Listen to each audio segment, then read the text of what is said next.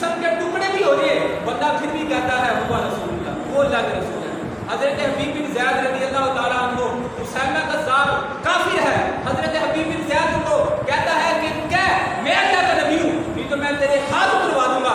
हजरत हबीब बिन ज़ैद रज़ी अल्लाह तआला अन्हु फरमाते हैं, आप फरमाते हैं तू हाथ उतरवा, जुबान यही कहेगी आपकी नबी मदीने, आप फरमाते हैं तू हाथ उतरवा, जुबान यही कहेगी कि आपकी नबी मदीने वाले आता ही है। उसने आप रज़ी अल्लाह तआला अन्हु के हाथ उतरवा दिया और फिर कहने लगा कि अब अगर तूने मुझे अल्लाह का नबी ना माना तो अब मैं तेरी टांगों को भी दबा दूंगा।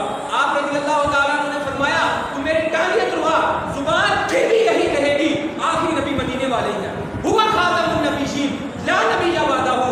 हज़रत हबीब बिन ज़ैद फरमाते हैं कि वही आखिरी नबी है, उनके बाद किसी नबी ने नहीं आना।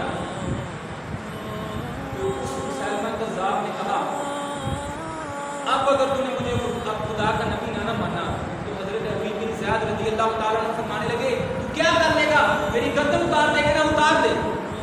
उसने कहा अब मैं तेरी गर्दन नहीं उतारूंगा, अब मैं तेरी चमड़ी उतारूंगा। ड्रिप लगवाने जाते हैं ना, जब इंजेक्शन लगता है, सिरिंज लगती है तो तकलीफ होती है, पूरे जिस्म को पता चल जाता है।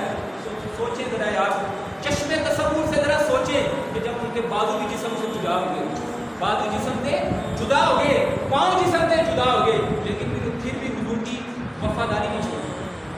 आप फरमाने लगे तू क्या कर लेगा, सर उतारेगा, तेरी चमड़ी उतारूंगा।